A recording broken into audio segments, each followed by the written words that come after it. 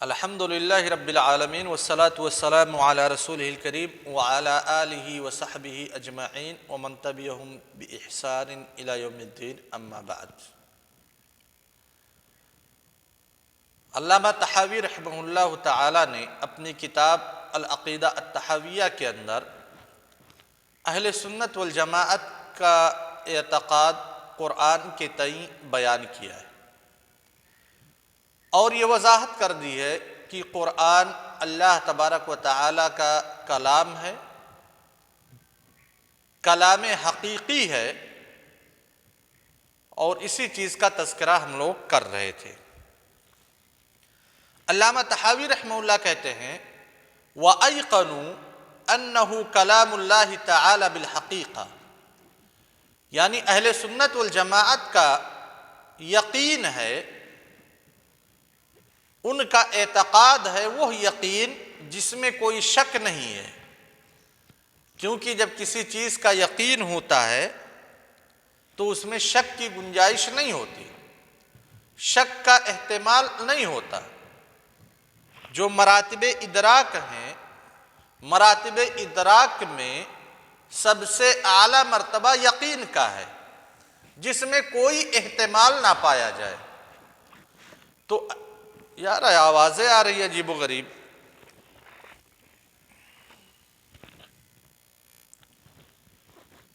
تو یقین سب سے اعلیٰ مرتبہ ہے ادراک کا، جس میں احتمال کی کوئی گنجائش نہیں۔ اہل سنت والجماعت کا یقین ہے، یعنی احتمال کی کوئی گنجائش نہیں۔ یقین کس چیز پہ؟ کہ قرآن اللہ تبارک و تعالی کا حقیقی کلام ہے، حقیقی کلام ہے۔ گویا کہ علامہ طحاوی رحمہ اللہ حقیقی کلام کہہ کر کے اس بات کی طرف اشارہ کرنا چاہتے ہیں کہ کچھ لوگ ایسے بھی ہیں جو کہتے ہیں کہ اللہ تعالی کا کلام مجازی ہے، حقیقی نہیں ہے۔ ابن ابی العز الحنفی رحمہ اللہ نے ان لوگوں کی پول کھولی اور شرح کی کہ کون لوگ ہیں جو اللہ تبارک و تعالی کے کلام کو مجازی سمجھتے ہیں۔ کہتے ہیں جی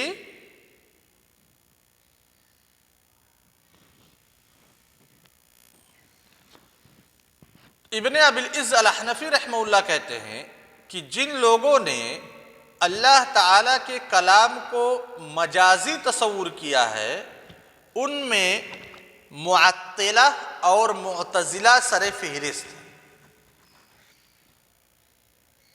معطلہ جو اللہ تبارک و تعالیٰ کے صفات کا انکار کرتے ہیں، اسماء کا انکار کرتے ہیں، اور معتزلہ کی خصوصیت ہی یہ ہے کہ وہ اللہ تبارک و تعالیٰ کے صفات کا انکار کرتے ہیں۔ آپ اس سے پہلے بحث پڑھ چکے۔ یہ لوگ کیا کہتے ہیں اللہ تعالیٰ کے کلام کے بارے میں یا قرآن کے بارے میں؟ کہتے ہیں قرآن اللہ تعالیٰ کا کلام ضرور ہے، لیکن مخلوق ہے۔ مجاز کہاں سے پیدا ہوا؟ کہتے ہیں کہ اس قرآن کو اللہ تبارک و تعالیٰ کی طرف منسوب کرنا ایک مخلوق کو اس کے خالق کی طرف منسوب کرنا ہے۔ نتیجہ کیا نکلا؟ کہتے ہیں قرآن اللہ تبارک و تعالیٰ کا کلام ہے، ہم مانتے ہیں اس کو، لیکن یہ کلام مخلوق ہے، قرآن مخلوق ہے۔ تو جب قرآن کی نسبت اور اضافت ہم اللہ تعالیٰ کی طرف کریں گے تو کیا کہیں گے؟ گویا ایک مخلوق کی اضافت ایک خالق کی طرف ہو رہی ہے۔ سمجھ گئے نا؟ اب نتیجہ بھی نہیں ظاہر ہوا، نتیجہ آگے ہے کہ قرآن اللہ تبارک و تعالیٰ کا حقیقی کلام نہیں۔ اگر حقیقی کلام ہوتا تو مخلوق نہیں ہوتا۔ کیوں حقیقی کلام نہیں ہے؟ کیونکہ اللہ تعالیٰ کلام کرتا ہی نہیں ہے۔ سمجھ گئے شباب؟ جیسے ان لوگوں کا اعتقاد ہے معتزلہ اور معطلہ کا کہ اللہ تبارک و تعالیٰ کلام نہیں کرتا ہے، صفت کلام سے متصف نہیں ہے، یہ اعتقاد ہے۔ چلو بھائی، قرآن میں اللہ تعالیٰ نے کہا کئی جگہوں پہ کہ اللہ تعالیٰ کا کلام ہے، کہا نا؟ تو جب اللہ تعالیٰ کا کلام ہے تب کیا یہ لوگ تعویل کریں گے اس کی؟ یہ تو سرے سے انکار کر چکے ہیں کہ اللہ تعالیٰ نہیں بات کرتا ہے۔ تو جب کہا جائے گا کہ اللہ تعالیٰ کا کلام ہے تو کہتے ہیں کہ کلام کو بات کے علاوہ کسی دوسرے معنی پہ محمول کریں گے۔ سمجھ میں آئی بات شباب؟ شیخ اسماعیل سمجھے؟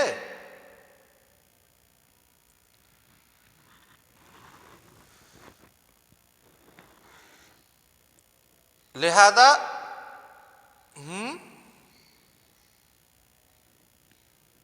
کہاں مخلوق پہ محمول کریں گے؟ مخلوق اللہ تعالیٰ کی مخلوقات میں سے ایک ہے،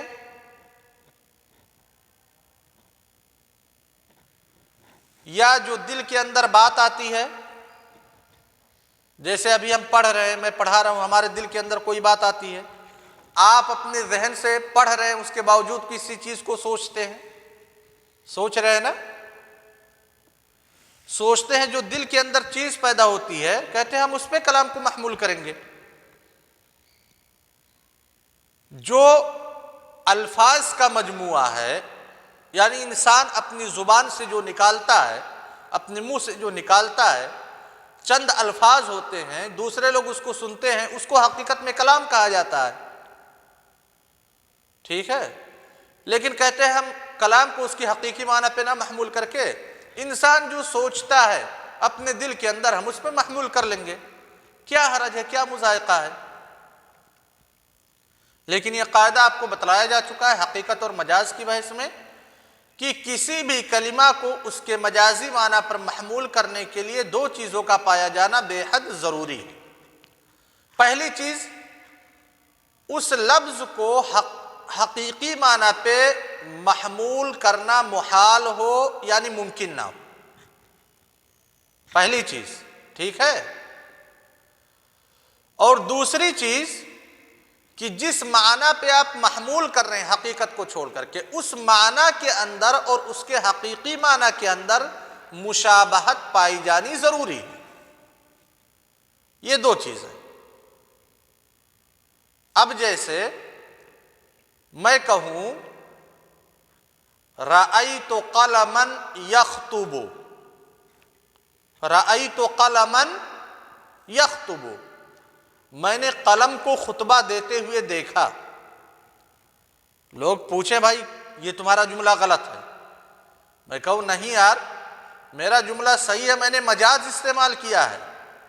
قلم سے مراد یہاں پہ ایک بہت ہی طاقتور آدمی ہے،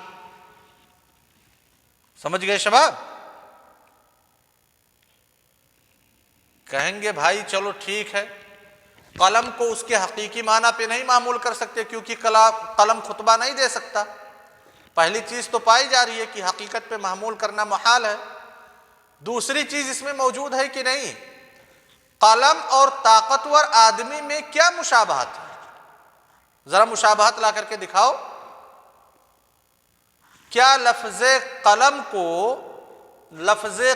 کو اہل زبان نے، اہل لغت نے طاقتور آدمی کے معنی پر کہیں محمول کیا ہے؟ اگر محمول کیا ہے تب تو تمہارا مجاز صحیح ہے، اگر محمول نہیں کیا ہے تب پھر تمہارا یہ جملہ، تمہاری یہ عبارت غلط۔ سمجھے شباب؟ تبارک الذی بیدہ ملکوت کل شیء، تبارک الذی بیدہ الملک، بابرکت ہے وہ ذات جس کے ہاتھ میں بادشاہت ہے۔ ید کا معنی ہاتھ، ٹھیک ہے؟ ید کا ایک دوسرا معنی ہم کہتے ہیں قبضہ قدرت، سمجھ لو آفاق کہ بابرکت ہے وہ ذات جس کے قبضہ قدرت میں بادشاہت ہے۔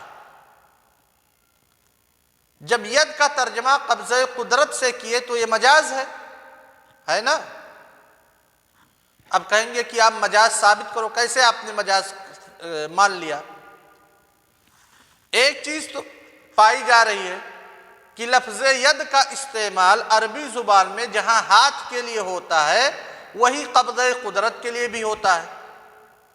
ٹھیک ہے بھائی، یہ ایک چیز تو پائی جا رہی ہے، یعنی قبضہ قدرت اور ہاتھ دونوں میں مشابہت موجود ہے اہل لسان کے نزدیک، ٹھیک ہے؟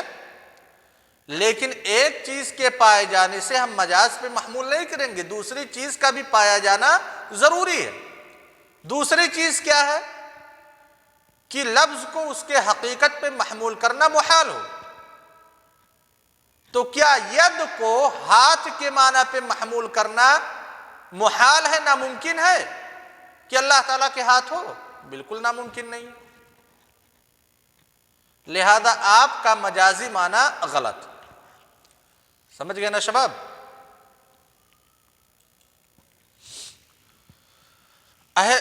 معتزلہ اور معطلہ ان لوگوں کے نزدیک قرآن اللہ تبارک و تعالیٰ کا وہ کلام نہیں ہے جس کلام میں آواز پائی جائے، جس کلام میں چند حروف پائے جائے، وہ کلام نہیں ہے۔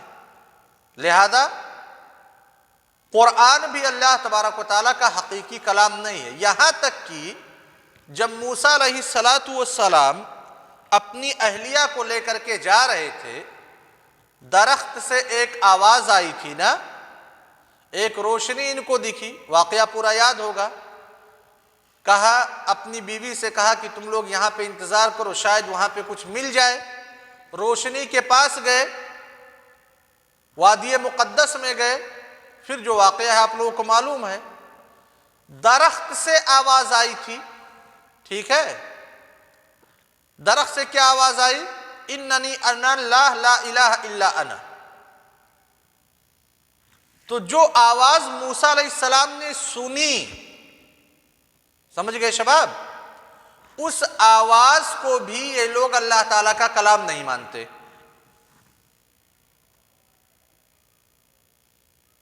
کلام نفسی، کلام نفسی۔ اب سوچنے والی بات یہ ہے اسماعیل صاحب، آپ جو اپنے دل میں ابھی سوچ رہے ہیں اس کو میں جان پا رہا ہوں کہ آپ کیا سوچ رہے ہیں؟ نہیں جان پا رہے ہیں نا؟ تو وہ چیز جو نفس کے اندر ہے، جب وہ الفاظ کے ذریعہ سے ادا کی جائے گی، ایسے الفاظ جس میں آواز بھی پائی جائے، تو پھر وہ کلام لفظی ہوگا کہ کلام نفسی ہوگا؟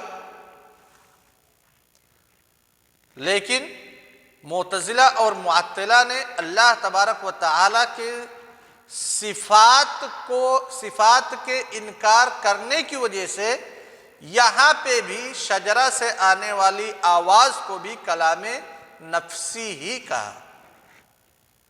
اچھا، اب ایک سوال ہے کہ آخر معتزلہ اور معطلہ نے اللہ تعالیٰ کی صفات کا انکار کیوں کیا؟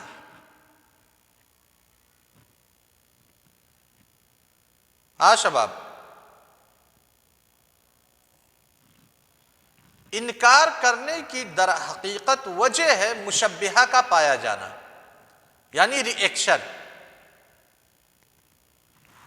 دیکھا علماء کرام نے کہ بہت سارے لوگ ایسے ہیں جو کہتے ہیں کہ اللہ تعالیٰ کا تبارک الذی بیدہ الملک، اللہ تعالیٰ کے ہاتھ میں بادشاہت ہے، ٹھیک ہے؟ بہت سارے لوگ ایسے ہیں جو کہتے ہیں کہ اللہ تعالیٰ کا ہاتھ میرے ہاتھ کی طرح سے، جیسے ہمارا ہاتھ ہے ویسے اللہ تعالیٰ کا ہاتھ، جیسے ہمارا چہرہ ہے ویسے اللہ تعالیٰ کا چہرہ ہے، جیسے ہمارے پیر ہیں ویسے اللہ تعالیٰ کا پیر ہے، جیسے ہم سنتے ہیں ویسے اللہ تعالیٰ سنتا ہے۔ یعنی اللہ تعالیٰ کی ذات جو خالق ہے اس کو ایک مخلوق کی شکل دے دی۔ سمجھ گئے شباب؟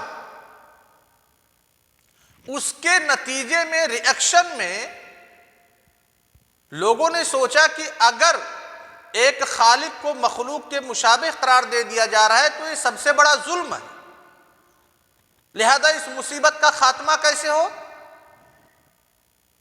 کہ ہم انکار ہی کر دیتے ہیں کہ تم لاکھ کہتے رہو کہ اللہ تعالیٰ جیسے ہمارے پاس سننے کے لیے کان ہے ایسے اللہ تعالیٰ کے پاس سننے کے لیے کان ہے، ہم کہتے ہیں اللہ تعالیٰ سنتا ہی نہیں ہے۔ جاؤ اب کیسے ثابت کرو گے؟ سمجھ گئے شباب؟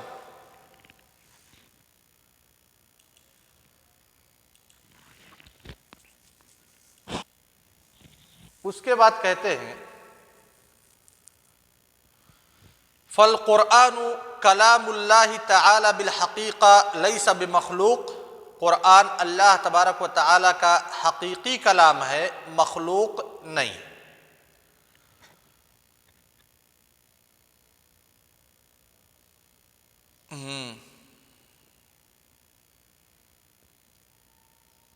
کلام مانتے ہیں لیکن اس کو صفت نہیں مانتے، یہ پہلے ہی درس میں بتلا چکا ہوں کہ اشاعرہ اور معتزلہ کلام لفظی کے بالمقابل کلام نفسی مانتے ہیں۔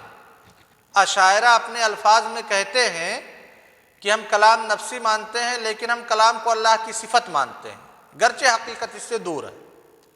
لیکن معتزلہ کہتے ہیں کہ کلام اللہ تعالیٰ کی صفت ہی نہیں ہے، وہ مخلوق ہے۔ سمجھ گئے نا شباب؟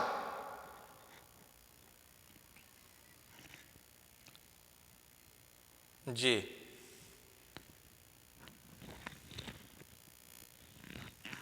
جو شیخ آفاق صاحب نے سوال کیا، یہی مسئلہ امام بخاری رحمہ اللہ کے ساتھ تھا۔ امام بخاری رحمہ اللہ سے آپ لوگ پڑھ رہے ہوں گے صحیح بخاری، جب سوال کیا گیا قرآن کے بارے میں، ٹھیک ہے، تو انہوں نے کیا کہا؟ لفظی بالقرآن مخلوق والقرآن غیر مخلوق۔ کہے کہ جب قرآن پڑھنے کے لیے جو الفاظ میں نکالتا ہوں اپنی زبان سے ادا کرتا ہوں وہ مخلوق ہے، لیکن بنفسہ ہی قرآن یہ مخلوق نہیں ہے۔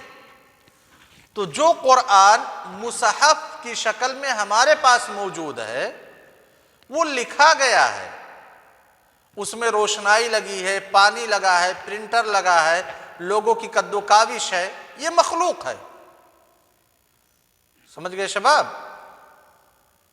لیکن وہ کلام جو اللہ کے رسول صلی اللہ علیہ وسلم پر جبریل علیہ السلام کے واسطے سے نازل کیا گیا ہے وہ مخلوق نہیں۔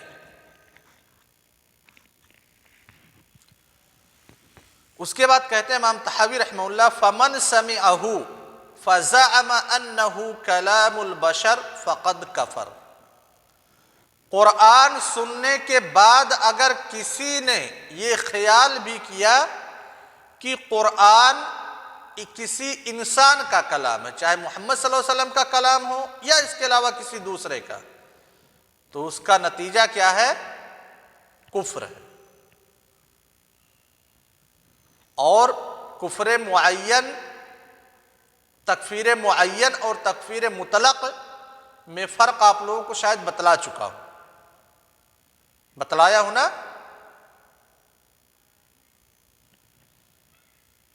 یہ ایک عمومی مسئلہ ہے علی الاطلاق کہ جس نے قرآن کو اللہ کے کلام کے علاوہ کسی مخلوق کا کلام سمجھا تو وہ کافر ہے، ٹھیک ہے؟ لیکن ایک شخص ہے جس کا نام ہے مثلا عبد الرحمن اسماعیل صاحب کے پاس آیا اور کہا کہ یہ قرآن تم اللہ تعالیٰ کا کلام مانتے ہو؟ میں تو مانتا ہوں کہ یہ محمد صلی اللہ علیہ وسلم کا کلام ہے۔ تو کیا عبد الرحمن کے اوپر اسماعیل صاحب کفر کا فتویٰ صادر کر سکتے ہیں کہ ہاں عبد الرحمن کافر ہے؟ یہ تکفیر معین، تکفیر معین کے اصول اور ضوابط، دو تین چیزیں جلدی سے ذکر کر دے رہا ہوں۔ سب سے پہلی چیز کہ کوئی مانع تو نہیں ہے معنی کا مطلب یہ کہ ایسا تو نہیں کہ جو عبد الرحمن کہہ رہا ہے کہ قرآن محمد صلی اللہ علیہ وسلم کا کلام ہے وہ سمجھ ہی نہ پا رہا ہو، ایسا تو نہیں وہ پاگل ہے، لہذا آپ پہلے اس کو دور کریں گے۔ کوئی شبہہ تو نہیں موجود ہے، یعنی وہ پاگل نہیں، عقل مند ہے، لیکن اس کے پاس ایک شبہہ ہے، ٹھیک ہے، اس شبہے کا آپ ازالہ کریں گے۔ چلیے یہ آپ کا کام ہو گیا، یعنی معنی کو آپ نے ختم کیا، شبہہ کا آپ نے ازالہ کر دیا۔ اب تکفیر کا حکم آپ صادر نہیں کریں گے، تکفیر کا حکم صادر کرنے کی ذمہ داری ولی الامر کی ہے، یا ولی الامر نے جس کو منتخب کیا ہے۔ سمجھ گئے؟ جیسے قاضی ہو گئے کورٹ کے، جج ہو گئے، حاکم ہو گئے، شہر مدینہ ہو گیا، امیر شہر ہو گیا، سمجھ گئے نا شباب؟ یعنی اس تکفیر کرنے والے یہ مکمل ایک سمجھیے سنستھا ہے جس کا ایک پروسیس ہے، کیونکہ تکفیر پہ لازم کیا آ جائے گا کہ اب اس کو اس کی بیوی بچوں سے الگ کر دیا جائے گا، اس کی بیوی کا نکاح ختم ہو جائے گا کہ نہیں ہوگا؟ وہ مر جائے گا تو پھر اس کے مال کے وارث اس کے لڑکے نہیں ہو سکتے کہ ہو سکتے ہیں؟ مر جائے گا وہ تو اس کے اوپر نماز جنازہ نہیں پڑھی جائے گی۔ یہ بہت سارے اثرات مرتب ہوتے ہیں شباب، اس لیے عمومی تکفیر یہ الگ چیز ہے اور تکفیر معین یہ الگ چیز ہے۔ سمجھے نا شیخ اسماعیل؟ تو جس بھی شخص نے قرآن کریم کو سنا اور یہ خیال کیا کہ یہ محمد صلی اللہ علیہ وسلم کا کلام ہے تو وہ کافر ہے، کیونکہ کلام کی نسبت، قرآن کی نسبت اللہ تعالیٰ کے علاوہ کسی دوسرے کی طرف کر کے وہ ایک تو رسول صلی اللہ علیہ وسلم کی تکذیب کر رہا ہے، یعنی نبی صلی اللہ علیہ وسلم کو جھٹلا رہا ہے، کیونکہ نبی صلی اللہ علیہ وسلم کہتے ہیں کہ اللہ تعالیٰ کا کلام ہے، اور یہ فلاں شخص عبد الرحمن کہتا ہے کہ نہیں اللہ تعالیٰ کا کلام نہیں ہے بلکہ محمد کا کلام ہے صلی اللہ علیہ وسلم، تو نبی صلی اللہ علیہ وسلم کی تکذیب لازم آ رہی ہے۔ ساتھ ہی ساتھ اللہ تبارک و تعالیٰ پر افتراء پردازی ہے، اللہ تعالیٰ کہتے ہیں یہ میرا کلام ہے اور عبد الرحمن کہتا ہے کہ نہیں اللہ تعالیٰ کا کلام نہیں ہے، ٹھیک ہے؟